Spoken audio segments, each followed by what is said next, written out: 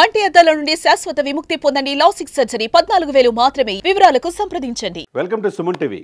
పవన్ కళ్యాణ్ గారి పరిణితి అద్భుతం, అమోహం. ఎందుకంటే 3 రోజుల ప్లెనరీ సమావేశాలు జనసేనలో నూతన ఉత్సాహాన్ని నింపాయని అనుకోవాలి. ప్రపంచవ్యాప్తంగా పవన్ కళ్యాణ్ గారు పార్టీ విధి విధానాలు ఏంటి, భవిష్యత్ ప్రణాళిక ఏంటి అనేది అందరి నోట వినపడుతున్న మాట. మనం కూడా చాలా ఇంటర్వ్యూలు చెప్పాం, పవన్ కళ్యాణ్ గారు పార్టీ ప్రక్షాళన చేయాలి. ఆయన పార్టీ కోసం ఆయన అడుగులో అడిగేయడానికి చాలామంది యువత, మహిళలు, మేధావులు కూడా ఎదురు చూస్తున్నారని చెప్పకనే చెప్పాం.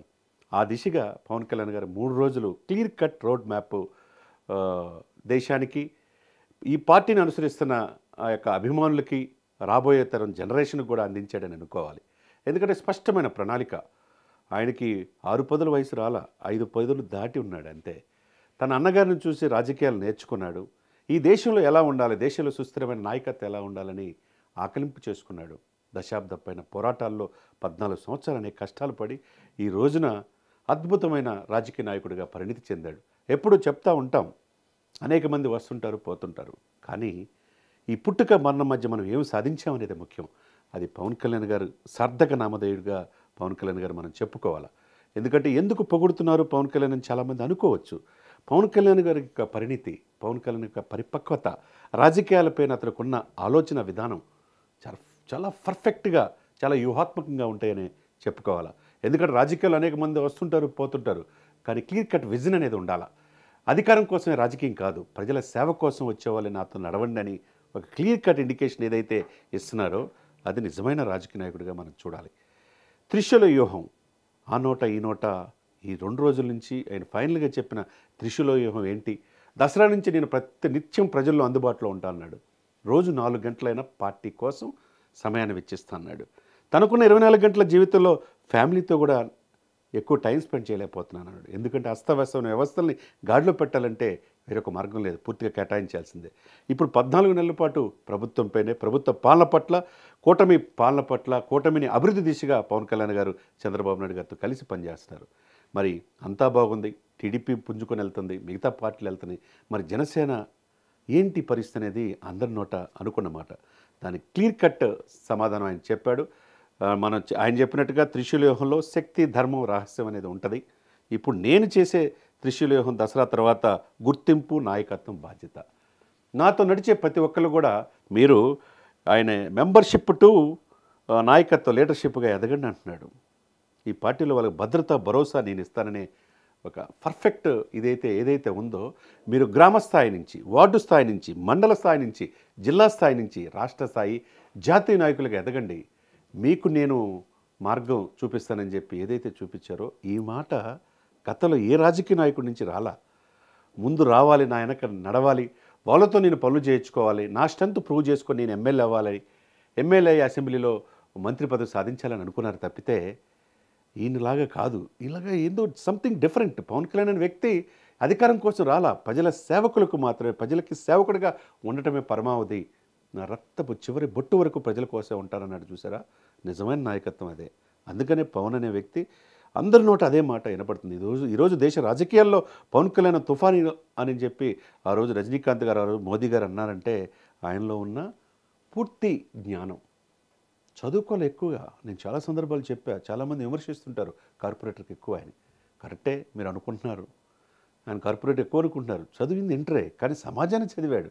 మీ అందరికంటే ఈ దేశ భవిష్యత్తు, ప్రపంచంలో అనేక దేశాలకు స్థితిగతుల్ని అబ్జర్వ్ చేశాడు. ఈ రోజున దేశ రాజకీయాల్లో పవన్ కళ్యాణ్ గారు చూసి నేర్చుకోవాలనే పరిస్థితికి ఎదిగాడంటే మామూలు విషయం కాదు కదా.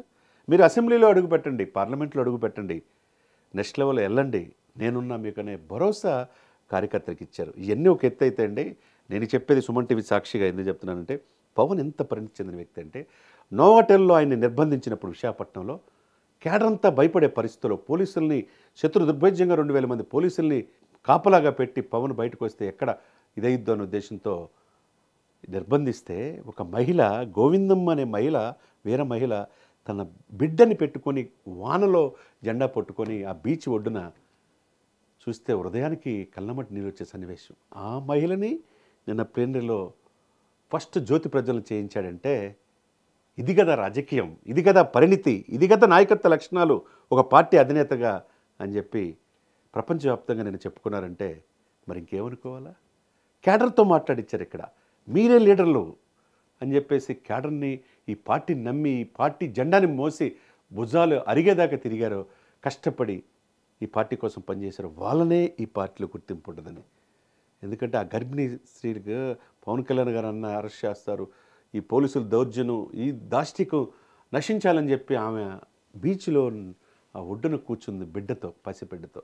ఆ బిడ్డని, ఆ గోవిందమ్మని జ్యోతి ప్రజలు చేపించారంటే ఇది కదా డెడికేషన్, ఇది కదా దార్శనికత, ఇది కదా దూరదృష్టి అంటే అనేది స్పష్టంగా పవన్ కళ్యాణ్ గారు ప్రతి మాటలు అర్థమవుతుంది.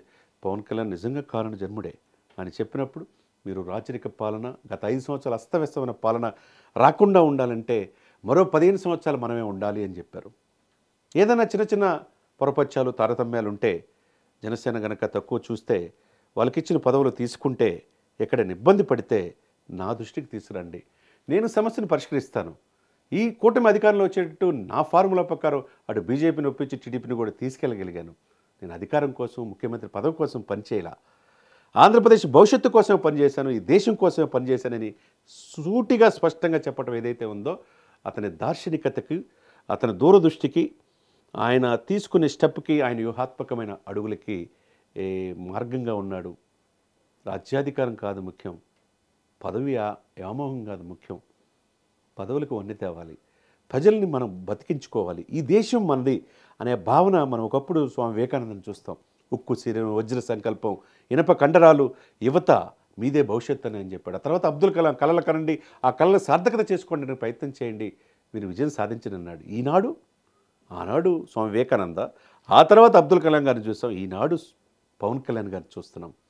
అంటే ఎంత పరిణితి, ఎంత యువత దేశ భవిష్యత్తుకు మార్గం వేసుకోండి, మీ భవిష్యత్తు మార్గం నాది, మీరు లీడర్షిప్ నుంచి ఇక్కడ ఏదైతే మెంబర్షిప్ నుంచి లీడర్గా ఎదగండి, మిమ్మల్ని ఎదిగించే బాధ్యత నాది అని చెప్తున్నాడో గతంలో ఏ రాజకీయ నాయకుడు చేయాల. పవన్ కళ్యాణ్ గారు చేస్తున్నారంటే ఈ 15 సంవత్సరాలు ఈ కూటమి ఉండాలి, ఆంధ్రప్రదేశ్ భవిష్యత్తు, దేశంలోని ఆంధ్రప్రదేశ్ అగ్రగామిగా ఎదగాలని ఆయన ప్రతి మాట ఒక ఆనిముత్యంలాగా ఉందని మనం చెప్పకనే చెప్పాలి. కాబట్టి విమర్శనవాదులు ఇకనైనా మీరు మారండి. ఆయన విమర్శించేటప్పుడు సహేతంగా విమర్శిస్తే ఆయన కూడా స్వీకరిస్తాడు. ప్రతి మాట ఆచితూచి వ్యవహరిస్తారు ఆయన, ఎవరిని ఒక మాట అనడు.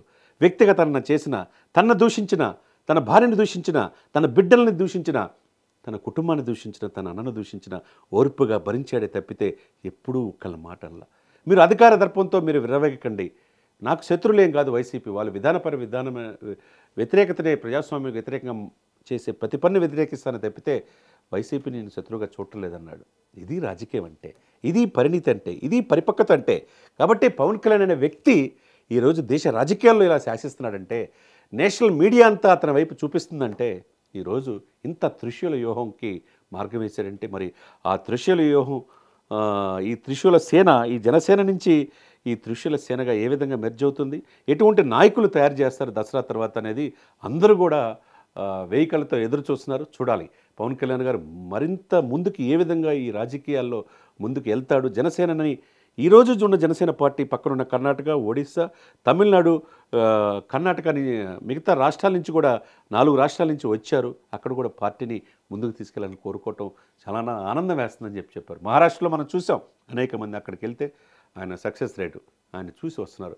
కాబట్టి దేశ రాజకీయ అంటే ప్రాంతీయ పార్టీ కాదు, ఇది జాతీయ పార్టీగా ఆవిర్భవించబోతుంది జనసేన. భవిష్యత్తులో జనసేన వైపు అందరూ చూడబోతున్నారు. జనసేనని ఏ విధంగా తీర్చిదిద్దుతానో చూడండి అని చెప్పే ప్రతి మాట ఒక ఆనిముత్యంగా మనం చూడాలి. సుమన్ టీవీలో మీ పర్సనల్ అండ్ బిజినెస్ ప్రమోషన్స్ కోసం కింది నెంబర్కి కాంటాక్ట్ చేయండి. డ్రగ్స్, గంజాయి లాంటి చెడు వ్యసనాలకు దూరంగా ఉండండి. తాత్కాలిక ఆనందం కోసం జీవితాలని నాశనం చేసుకోవద్దు. డ్రగ్స్ విక్రయాలు, దందాలు నిర్వహిస్తే 1800599696 టోల్ ఫ్రీ నంబర్ కి కాల్ చేయండి. డ్రగ్స్, గంజాయిని నిర్మూలిద్దాం, భవిష్యత్తును కాపాడదాం.